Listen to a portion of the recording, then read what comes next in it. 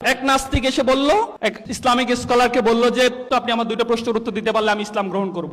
বলল কি? বলল যে যাকে দেখেন না তাকে কেন আপনারা আল্লাহ মানেন, আর শয়তান হচ্ছে আগুনের তৈরি, তাকে আপনি আবার আগুন দিয়ে জ্বালাবেন কেমনি? যৌক্তিক প্রশ্ন, রাইট?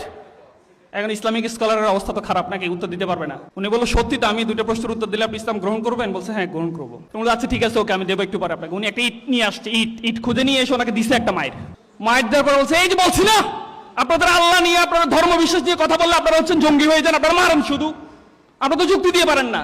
উনি বললো যে আপনাকে মারছি আমি? কোথায় মারছি? বলছে এই যে আমার জায়গায় মারছেন। তো কই? আমি তো দেখতে পাচ্ছি না। আপনি ব্যথা পাচ্ছেন? হ্যাঁ ব্যথা পাচ্ছি তো অনেক। তো কই, কেমনে ব্যথা পাচ্ছেন? আমি তো দেখি না ব্যথা। বলছে ব্যথা দেখা যায় নাকি? ব্যথা তো অনুভব করা যায়। তাই নাকি? ব্যথা অনুভব করা যায়? তার মানে ব্যথা অনুভব করলে আপনার, আমি বিশ্বাস করি যে আপনার ব্যথার অনুভব হচ্ছে, তো তাহলে তো আল্লাহকে দেখা যায় না, তো দেখা না গেলে আমি বিশ্বাস করতে পারবো না, এটা তো কোনো কথা হইতে পারে না। পরে বললো যে ভাই আপনি আমাকে ইট দিয়ে মারছেন।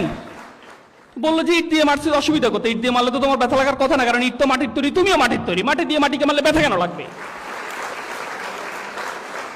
তার মানে কথার মধ্যে কি থাকতে হবে? যুক্তি থাকতে হবে। তাইলে ওই নাস্তিক কিন্তু তখন পরাজিত হয়েছে কিসের কারণে? যুক্তির কারণে।